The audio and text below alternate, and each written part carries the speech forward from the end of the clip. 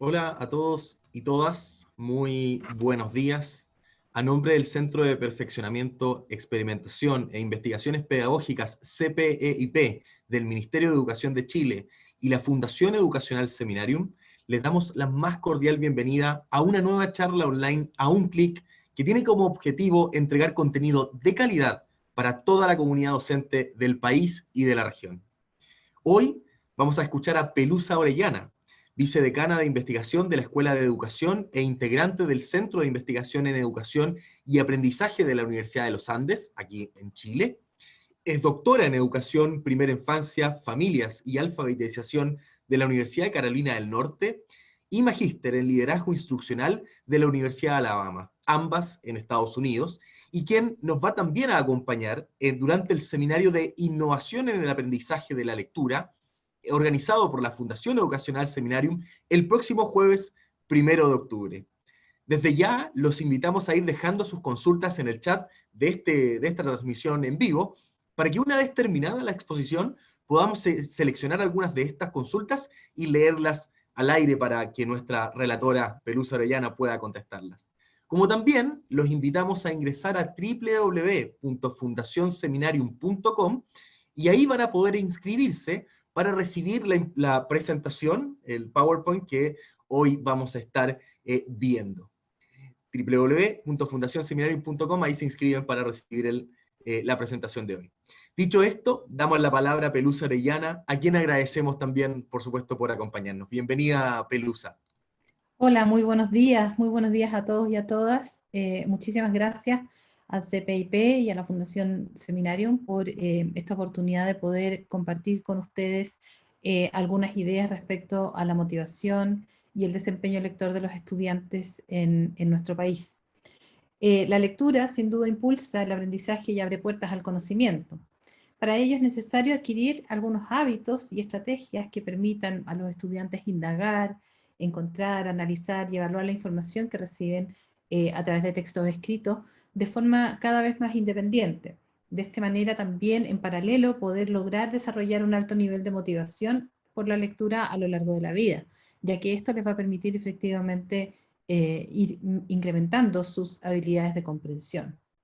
En esta charla hablaremos principalmente de la relación entre el desempeño lector y la motivación por la lectura como hábito que se prolonga, como decía anteriormente, a lo largo de la vida.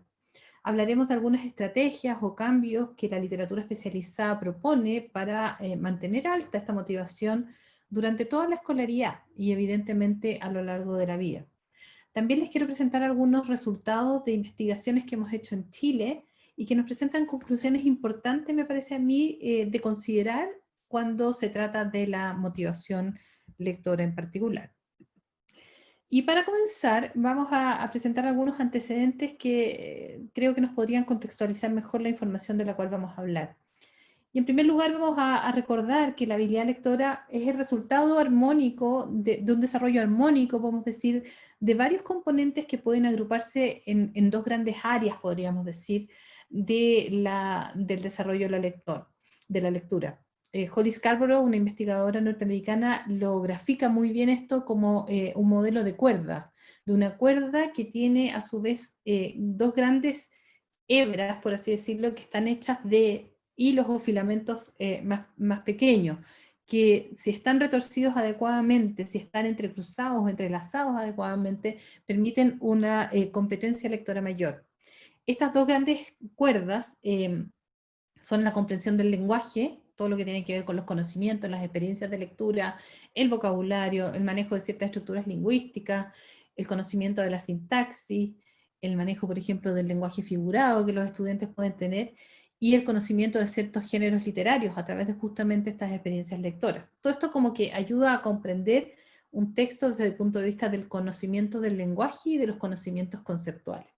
Por otro lado, están todas esas habilidades de codificación que fueron desarrolladas en los primeros años de aprendizaje lector, que incluyen el conocimiento fonológico, el principio alfabético, esta correspondencia entre letras y sonidos, que son como más técnicos, y que nos permiten efectivamente leer las palabras en forma automática, ahorrando energías importantes que luego se destinan a todo lo que tiene que ver con la comprensión.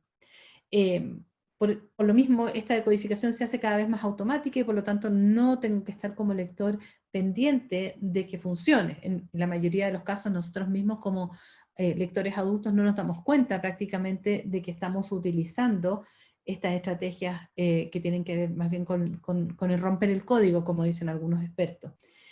Soy consciente, por otro lado, de que las estrategias que tienen que ver con el desarrollo del lenguaje y la comprensión del lenguaje, tengo que, de alguna manera, saber cuándo utilizarlas, dependiendo del tipo de texto o de la tarea que tengo que realizar, o de las demandas propiamente del texto que podría presentarme.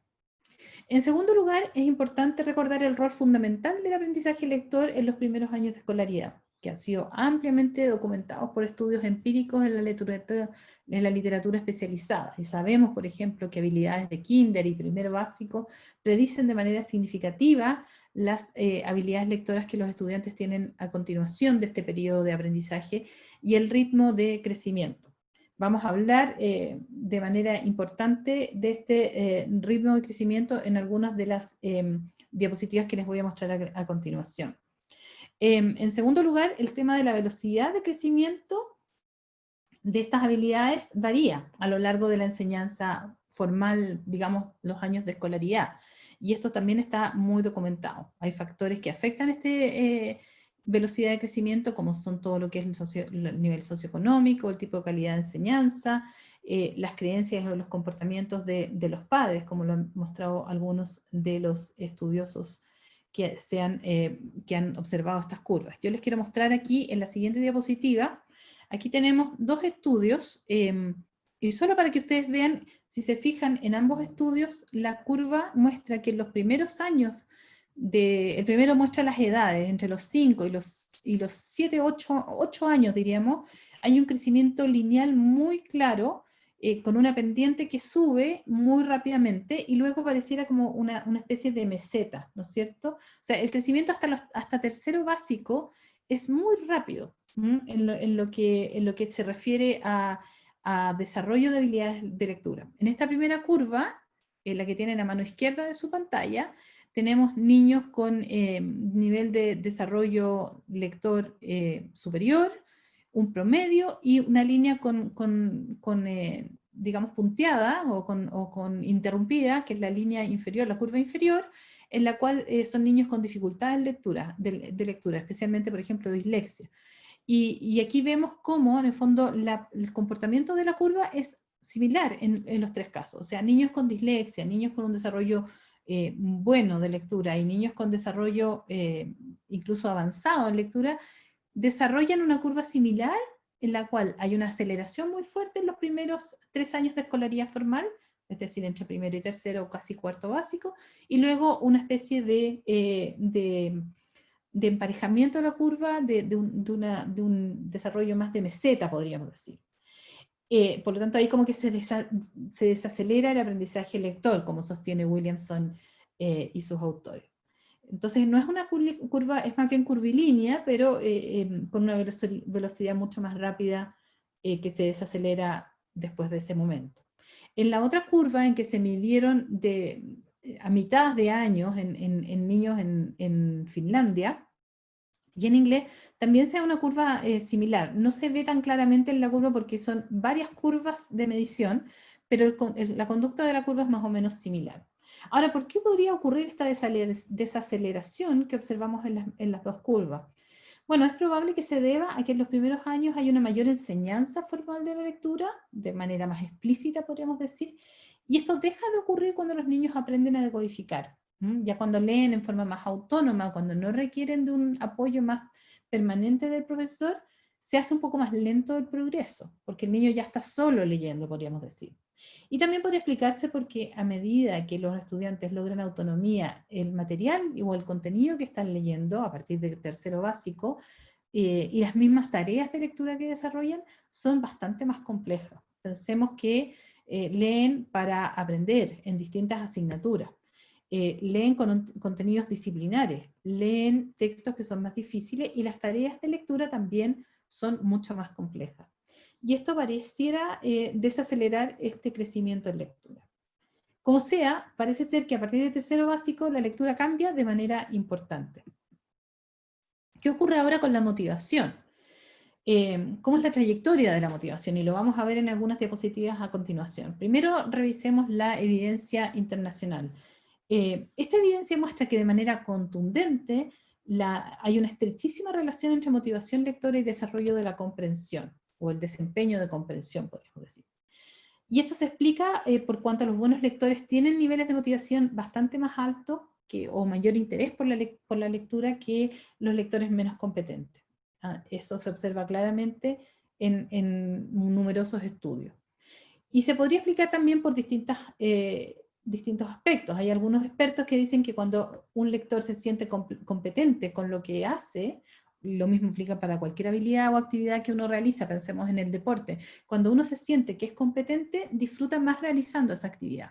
Entonces pensemos en la lectura como que si yo me siento o me percibo a mí mismo como bueno para leer, voy a dedicarle más tiempo y voy a disfrutar más con la lectura que si yo no me siento competente y por lo tanto pienso que no soy bueno y leo menos y por lo tanto mi comprensión lectora también se ve afectada. También podría explicarse que por el hecho de que si yo soy un lector competente, es probable que dedique más tiempo a la lectura. Y es sabido también que mayor dedicación de tiempo a la lectura produce además mejores resultados en desempeño lector. Es una especie de círculo virtuoso, podemos decir. O lo mismo que explicaba el investigador canadiense Stanovich cuando hablaba del famoso efecto Mateo en la lectura, ¿no es cierto? Mientras más leo soy mejor y por lo tanto también podríamos decir este círculo se cierra al decir que disfrutamos más con la lectura. Hemos visto además que la motivación para que sea más duradera y que sea más efectiva en el desempeño lector de los estudiantes tiene que ser una motivación intrínseca, es decir, una disposición personal a desarrollar actividades como la lectura por el propio interés y por el propio gusto, sin esperar necesariamente una recompensa a cambio de la lectura. Y los estudios muestran también que esta motivación disminuye a medida que los estudiantes avanzan en el sistema escolar. Se lo voy a mostrar a continuación en una de las diapositivas que tenemos aquí. Se observa un incremento importante desde que los niños aprenden a leer hasta más o menos cuarto básico. Ahí empieza a decrecer. Y de ahí en adelante muchísimos estudios en distintas partes del mundo muestran que efectivamente la disminución es también lineal. Así como veíamos ese crecimiento lineal en el desempeño, la disminución pasa a ser lineal a partir de cuarto básico en muchos colegios. Un tercer aspecto es que el contexto escolar incide de manera importante en el desarrollo de mayores niveles de motivación.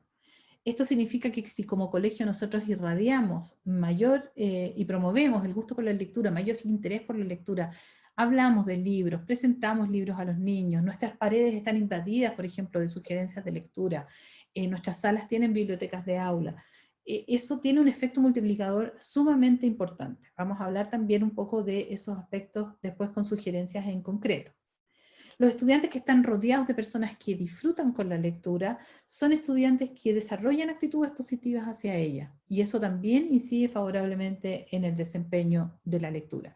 Y esto que estamos hablando a nivel de escuela, evidentemente también ocurre a nivel de la casa, o sea, niños con padres lectores adquieren el hábito lector o disfrutan más con la lectura de la misma manera que sus padres. En cuarto lugar, el concepto o la noción de autoconcepto lector, que es como la percepción que tiene el lector o la persona como que se siente buen lector, como hablábamos al principio, y la valoración social que la lectura tiene, son dos conductos muy indicativos de la motivación lectora. Se han utilizado mucho para investigar el grado de motivación que tienen las personas, tanto niños pequeñitos desde kinder hasta estudiantes de enseñanza media. De hecho, la mayoría de los instrumentos que usan estos dos constructos para evaluar la motivación dan muy buena cuenta de diferencias en motivación entre distintos estudiantes.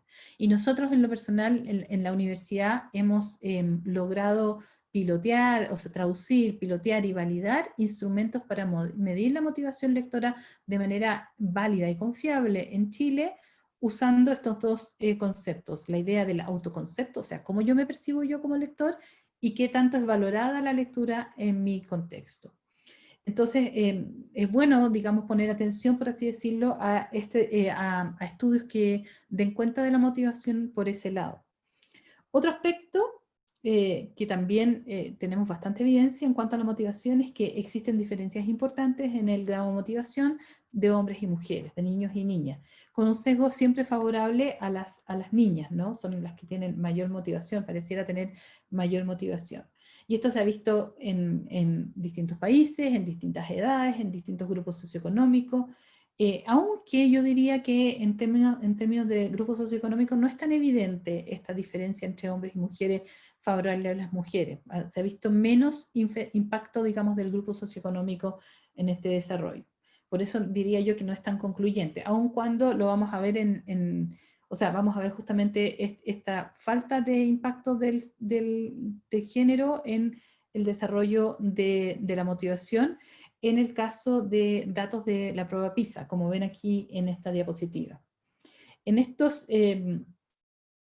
tres gráficos, el primer gráfico es un estudio de PISA, de datos de PISA del año 2002, y en ellos observamos lo que mencionábamos anteriormente. O sea, en el primer gráfico tenemos tres curvas, una para cada grupo socioeconómico, en azul, en verde y en celeste, los bajos, medios y altos, grupos bajos, medios y altos, y abajo tenemos los tres puntos en los cuales se marca digamos, el punto en la línea, corresponden a bajo nivel de motivación, medio nivel de motivación y alto nivel de motivación. Y están hacia, digamos, en el eje Y los niveles de puntaje de logro en desempeño lector.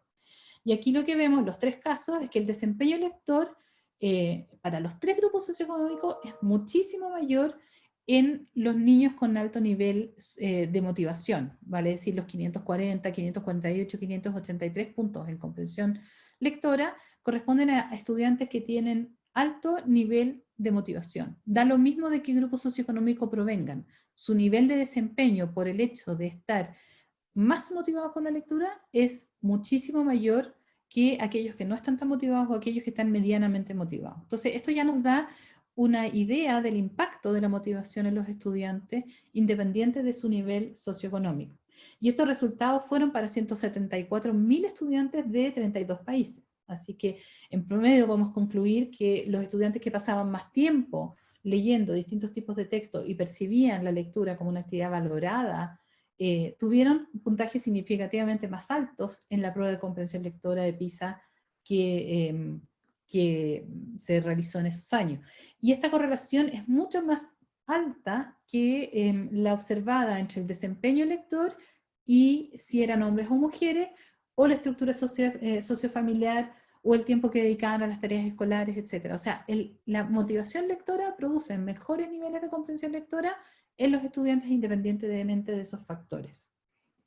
En el segundo gráfico, en un estudio del año 95, podemos ver claramente cómo se comporta, cuál es la trayectoria de la motivación lectora, tanto para la lectura recreativa, que es la curva que está aquí arriba, que tiene las cajitas en blanco, versus la lectura académica, aquella lectura que realizamos para el colegio. Y ya aquí, casi a fines de primero básico, empezamos a observar una caída muy fuerte en lo que es la lectura académica.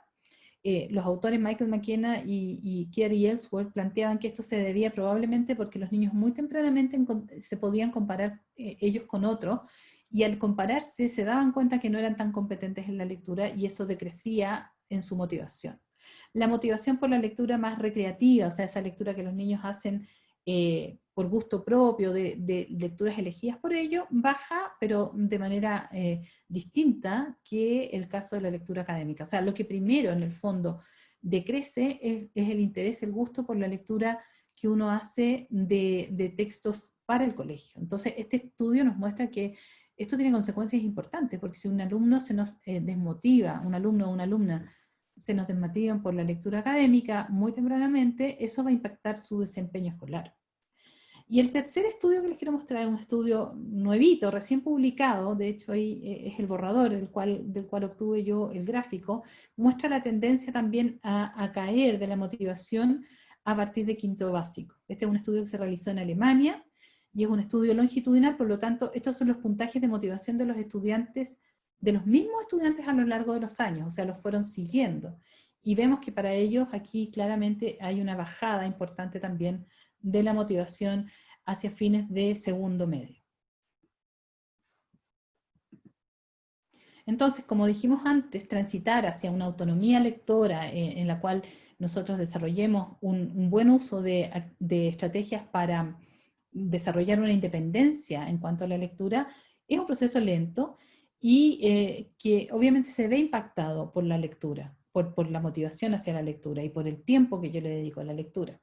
Por eso aquí converge, digamos, el factor desempeño lector con el factor motivacional. Y en lo personal, yo tras años de revisar mucha bibliografía, he visto que hay por lo menos 3 aspectos que tendríamos que considerar como importantes para adquirir motivación que apoye positivamente el desarrollo de las estrategias lectoras. Estos son la cantidad de lectura diaria, y lo podemos describir como en términos de tiempo y oportunidades de lectura. En segundo lugar, lo que tiene que ver con alinear, no encuentro una palabra más clara, pero en el fondo es buscar un calce, un justo medio entre la habilidad, el nivel de habilidad que tiene un estudiante para comprender un texto y el nivel de dificultad que el texto le presenta. Y lo voy a explicar a continuación. Y un tercer aspecto que toda la bibliografía a mí me garantiza o me muestra que es importante es mantener alto tanto el autoconcepto y la valoración de la lectura, y lo vamos a explicar desde la perspectiva de varios estudios de motivación y comprensión, terminando con un estudio que hemos hecho en Chile. Entonces, partamos por lo primero, el tema del factor tiempo y oportunidades de lectura. Esto se traduce en la existencia, o sea, que haya existencia de diarias de lectura, que sea una lectura libre, independiente y sostenida por al menos 15 minutos diarios. Fíjense que hay estudios que muestran que 15 minutos diarios de lectura a lo largo de toda la escolaridad, o sea, desde primero hasta cuarto año medio, se traducen en que a fines del cuarto año medio los estudiantes hayan conocido 5,7 millones de palabras en todo ese tiempo. Si yo duplico ese tiempo, si paso de 15 minutos diarios a 30 minutos diarios, que no tienen que ser necesariamente sostenidos en el tiempo, pueden ser 15 minutos en el colegio y 15 minutos en la casa. Duplico, llego a 13,7 millones de palabras que los estudiantes habrán conocido, o sea, habrán al menos enfrentado a lo largo de la escolaridad.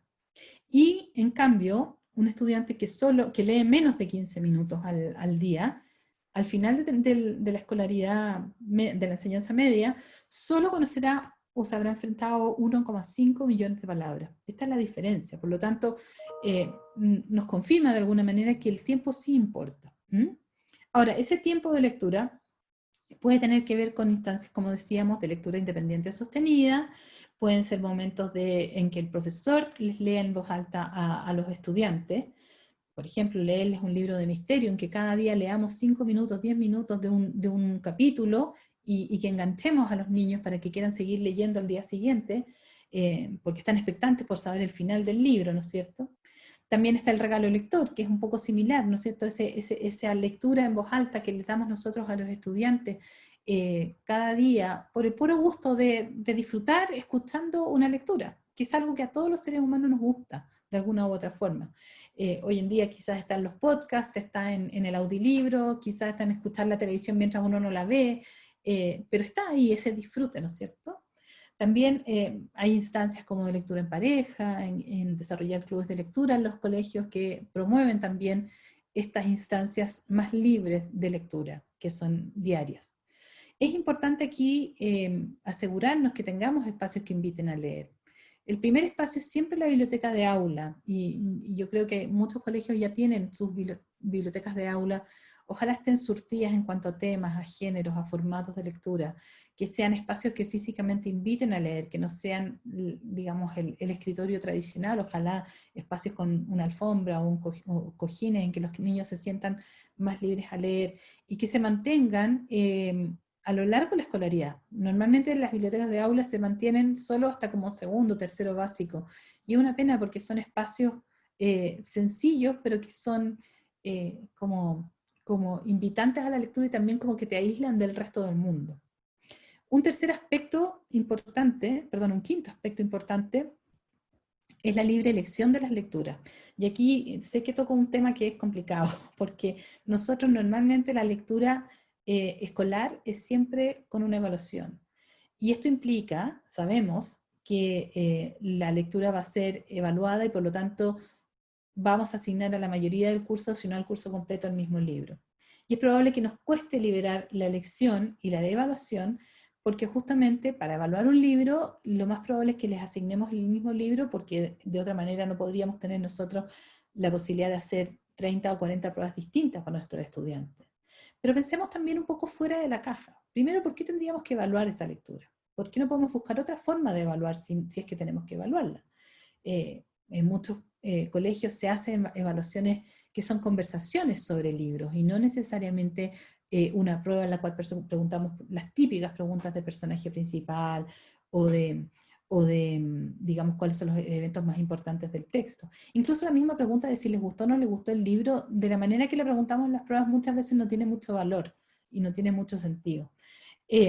Duffy, un autor norteamericano que yo he leído bastante, nos dice que al final del día, si la lectura, el propósito de enseñar lectura y lectura a lo largo de la vida escolar es que los niños lean, que los estudiantes lean, muchas veces nos pasa que, como ese dicho que dice, ¿no es cierto?, que los árboles no nos dejan ver el bosque. Nos enredamos tanto en la evaluación, en cuántas palabras leen por minuto, en si leyeron o no leyeron tal colección, que al final nos olvidamos del disfrute lector y del hábito lector, que es lo que tenemos que reforzar para toda la vida. Entonces nos lleva a los aspectos que hablábamos, ¿no?, de las oportunidades de lectura en tiempo y calidad. Y por otro lado, este segundo aspecto, que es la alineación de la dificultad textual y la habilidad del lector. Yo sé que esto es mucho más complejo, pero podemos pensarlo desde la perspectiva de que, así como cuando uno compra un zapato o compra ropa, no la compra por la edad de los niños, imaginándose aquellos de nosotros que tenemos niños, no lo vamos a comprar por la edad, sino que compramos generalmente por una talla. La talla es como un poco esta dificultad textual versus habilidad del lector. Y el justo medio, o sea, si yo tengo un texto que se alinea con la habilidad de mis estudiantes, de alguna manera se garantiza que el estudiante pueda comprender al menos el 75% de ese texto cuando lo lee en forma independiente, es decir, sin mi ayuda como docente. Y para eso existen algunas métricas de complejidad que no son necesariamente la edad. Algunas editoriales ya están publicando sus colecciones cambiando de esto desde 7 años, desde 8 años, a una métrica un poco más de complejidad textual, como por ejemplo puede ser el Lexil o la Fresh Kincaid, otras métricas que existen ahí, la Fernández Huerta, en fin, que nos permiten identificar el nivel de dificultad del libro. Cuando estos dos están alineados, como yo les explicaba, el niño logra comprender mejor el texto, porque si nosotros le enseñáramos o les entregáramos un libro que está fuera de su rango de habilidad, si por ejemplo fuera muy fácil, el niño se desmotiva fácilmente, no quiere leer ese texto porque lo encuentra muy fácil. Y por el contrario, si es muy difícil, que es lo que nos suele ocurrir más, es que pasamos textos mucho más complejos a nuestros estudiantes para la lectura independiente, eso produce mucha frustración. Entonces tenemos que evitar esas dos conductas, por eso yo hablo un poco del justo medio. Si no tenemos la posibilidad de usar estas métricas de complejidad textual, podemos usar un ejemplo muy sencillo que es la regla de los 5 dedos que le digo yo. Si los niños van a elegir libremente lo que van a leer, pedirles que elijan y que lean las primeras 100 palabras, el primer párrafo del primer capítulo del libro. Y que identifiquen las palabras, a lo mejor las pueden anotar, desconocidas, que encuentran en esos primeros 100 palabras del texto, ese primer párrafo. Y si hay más de 5 palabras desconocidas, lo más probable es que el texto sea demasiado difícil para ese niño. Y ahí nosotros cuidadosamente podemos recomendarles un libro más sencillo. O que encuentren un libro que busquen un libro hasta que encuentren aquel que tiene este nivel, este rango de quizás no más de 5 palabras difíciles por cada 100. Eso implica un 95% de comprensión o de habilidad de leer esas palabras de parte de los estudiantes. Y un tercer aspecto es el tema de los refuerzos positivos, relacionándonos un poco con lo que tiene que ver con el autoconcepto y la valoración social de la lectura. Y ese se los quiero explicar un poco desde la perspectiva de un estudio que nosotros hicimos. Nosotros en la universidad hay un equipo ahí con Paula Baldwin, Carolina Melo y José Pessoa, que hemos estudiado el tema de la lectura y publicamos un artículo, está por ahí online. Lamentablemente yo sé que todas estas cosas están muchas veces en inglés, pero la mayoría de las buenas revistas lamentablemente están en inglés. Sin embargo, igual nosotros procuramos hacer resúmenes o diseminar nuestros estudios en español para que la gente lo conozca, y eso es un poco lo que quisiera yo hacer aquí, contarles un poco de este estudio. Nosotros evaluamos en más de 1000 estudiantes chilenos de distintos establecimientos, de distintas dependencias, en los cursos de tercero y cuarto y quinto básico, y medimos la comprensión lectora y la motivación de los estudiantes al inicio y al final del año escolar. Medimos la comprensión lectora con una prueba que nosotros desarrollamos, que es Dialect, que evalúa principalmente comprensión lectora inferencial, y la motivación la medimos con el instrumento de Linda Gambrell, que justamente evalúa por un lado el autoconcepto lector y por otro la valoración social de la lectura. Y bueno, fíjense lo interesante que nosotros observamos. Una de las conclusiones más importantes de nuestro estudio es que aquellos estudiantes que tenían un bajo autoconcepto lector, perdón, que tenían un alto autoconcepto lector y un bajo rendimiento lector, mejoran a lo largo del año escolar hasta un 30% más que sus pares que tienen bajo rendimiento y bajo autoconcepto.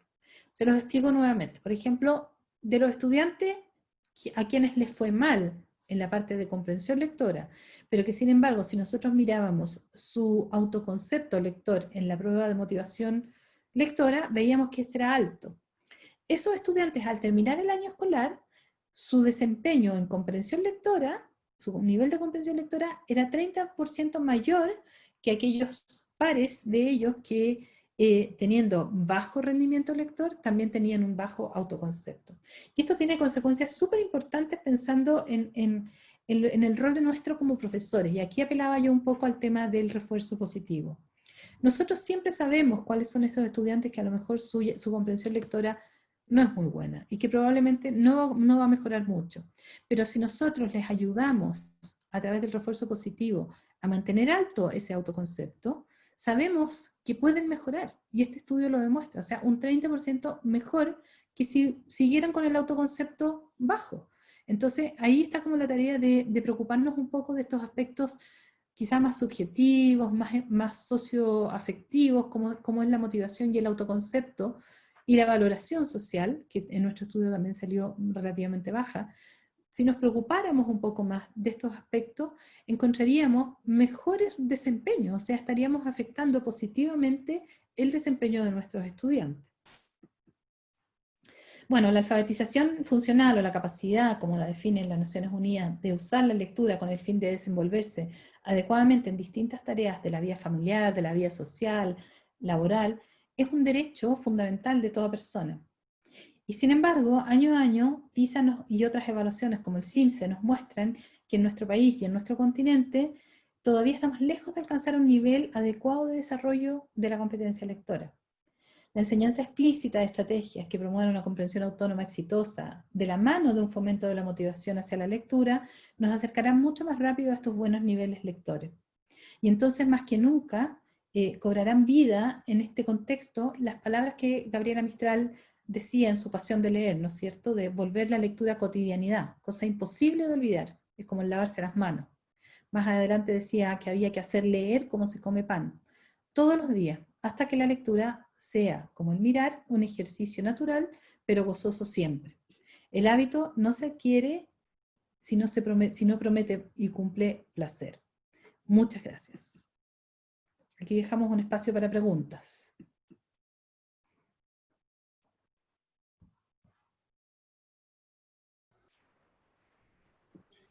Muchas gracias, Pelusa, por tu completa presentación. Hemos estado juntando algunas de las consultas, reuniendo algunas de las consultas del público que está con nosotros. Mira, te cuento que tenemos más de 950 personas conectadas, así que es muchísima la Qué gente bueno, me alegro sí, mucho. que nos acompaña. Hay de todos lados, mira, Antofagasta, Concepción, Tierra Amarilla, Purranque, Lo Prado, Chillán, Punta Arenas, podría seguir infinito mencionando, digamos, nombrando los lugares de donde nos acompañan. Así que muchísimas Maravilloso, gracias. muchos saludos para todos ellos. Sí, muchísimas gracias a todos quienes nos acompañan. Bueno, voy a partir, hay algunas consultas que igual de alguna manera tú respondiste durante tu presentación, pero de todas maneras nos gustaría ahondar un poquito más respecto de esos temas, porque son preguntas que se repiten, y yo tomé algunas personas que las hacían. Por ejemplo, Loreto Rodríguez preguntó, ¿qué ocurre con los niños de escuelas especiales? ¿Se hacen estudios sobre ellos y de qué manera los profesores o qué estrategias pueden aplicar los profesores para motivar la lectura? Buena pregunta, muy buena pregunta. Hay pocos estudios en Chile de niños en escuelas especiales. Yo, de lo que he revisado, he visto estudios que más que nada se centran en aspectos del desempeño lector más que en la motivación. Yo he visto casi nada sobre motivación por la lectura en niños de escuelas especiales, y la mayoría de los estudios que tienen que ver con el desempeño lector muestran, digamos, tienen un foco más clínico, muchas veces como por ejemplo en temas de trastornos específicos del lenguaje. Por lo tanto, las variables que se estudian son, yo diría, principalmente lo que tiene que ver, por ejemplo, con la articulación, con la conciencia fonológica, la decodificación y a veces la comprensión, pero motivación, yo me temo que no hay mucho estudio, y me anima a pensar. Me da una muy buena idea, Loreto, gracias por tu pregunta, porque es un tema que tenemos que abordar. En otros países esto se toma y se estudia muchísimo. De hecho, a mí me tocó recién revisar un artículo para una revista que justamente se abordaba las diferencias, aquí era más como en la ansiedad lectora, pero que tiene que ver justamente, decían los autores, con el tema motivacional.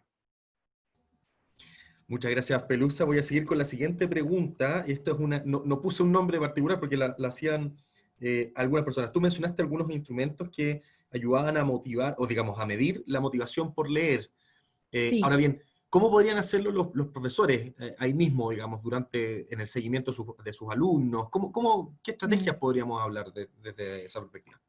Instrumentos para medir, nosotros hemos validado ya dos encuestas que usan los mismos constructos, o sea, están elaboradas de la misma manera, pero sirven para distintas poblaciones, por así decirlo. Una es para evaluar la motivación lectora entre kinder y segundo básico, que se llama Yo y mi perfil lector, y que fue desarrollado por la investigadora Linda Gambrell y un grupo de gente en Estados Unidos, pero que nosotros tradujimos, piloteamos y validamos en Chile, y después hicimos un estudio comparado entre Finlandia, Grecia, Estados Unidos y Chile en primero y segundo básico, y que mostraba que, bueno, de esos cuatro países, obviamente Chile tenía más baja comprensión, más bajos niveles de motivación lectora. Ese instrumento es muy sencillo de aplicar, se puede aplicar en forma grupal, se demoran 10 minutos los profesores, no es tan difícil. Yo voy a ver si pudiéramos ponerlo a disposición de los profesores, tendría que consultar con los autores originales, pero yo creo que no voy a tener ningún problema con eso, y a lo mejor lo podemos poner a disposición de los profesores en la página web de la universidad.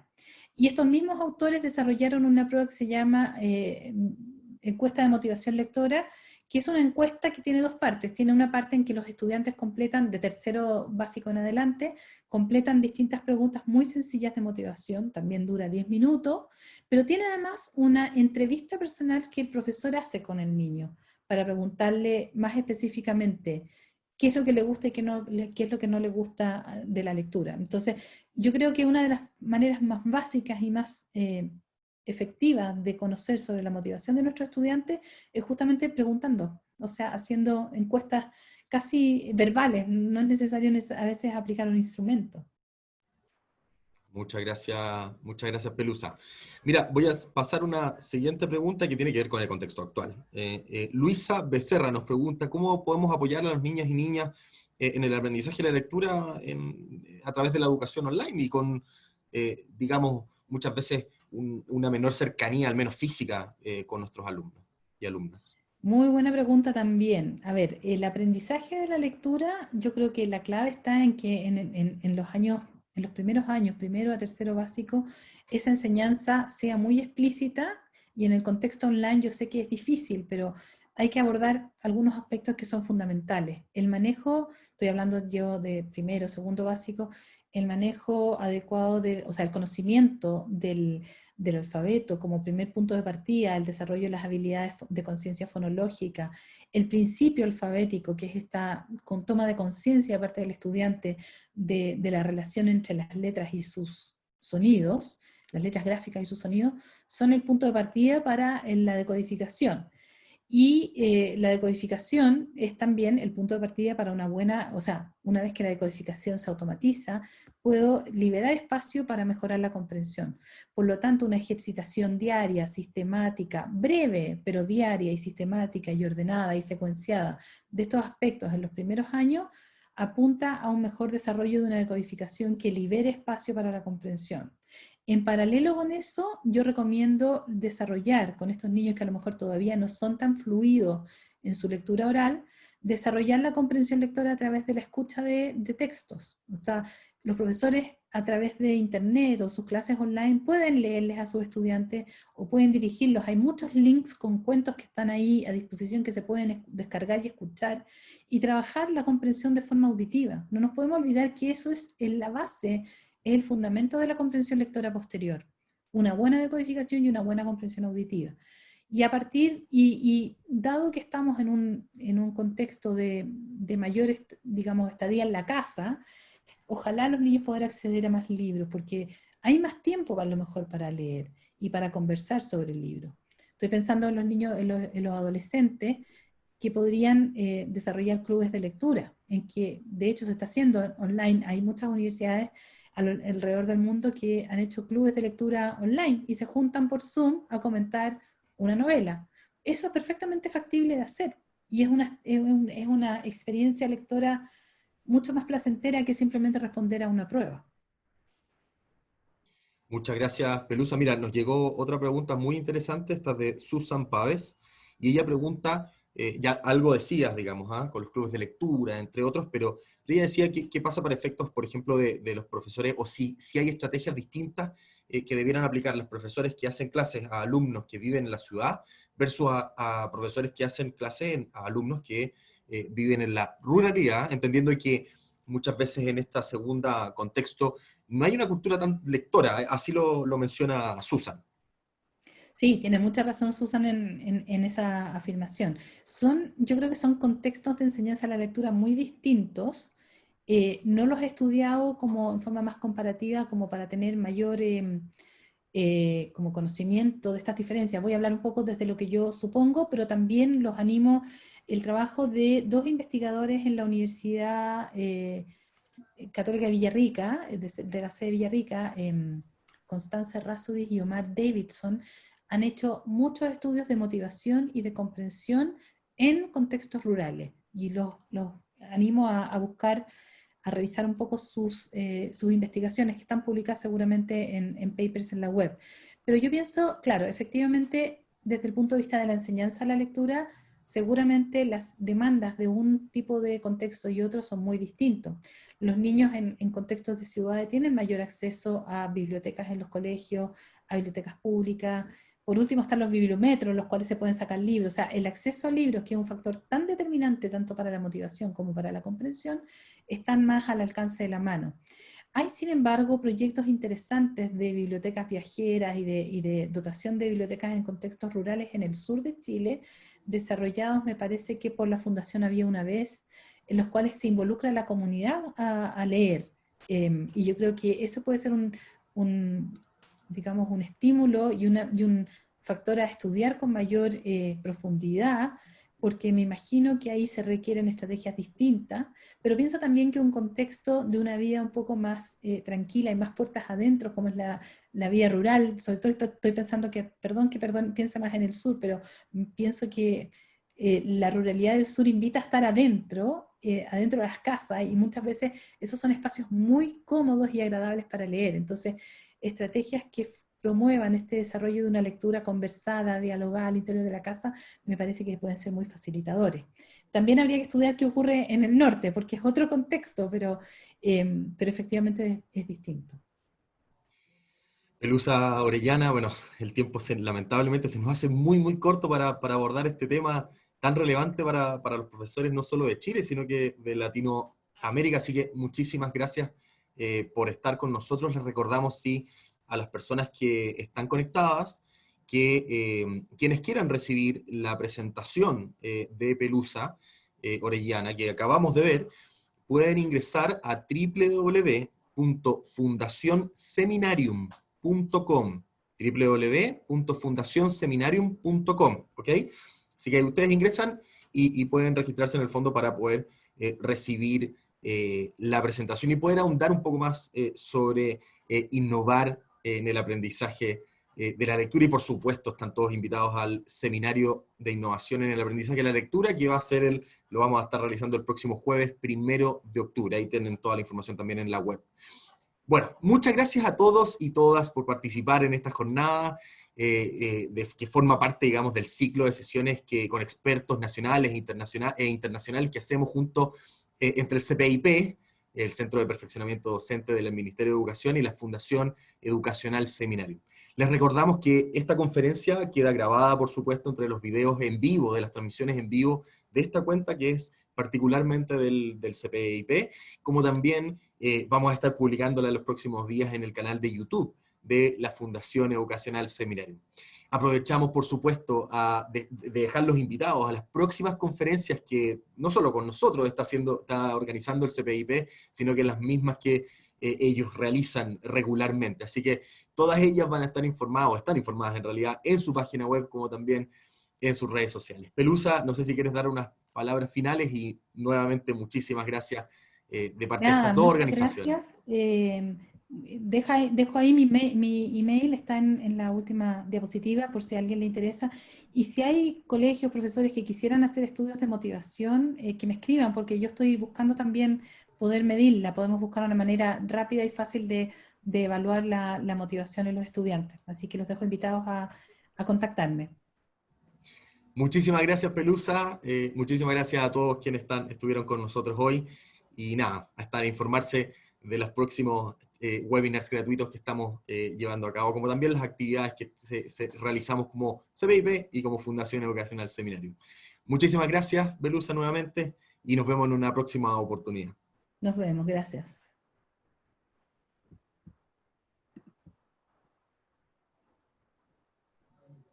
Ya, salimos del aire, Vamos, Pelusa. súper. 950 personas, así que muchísimas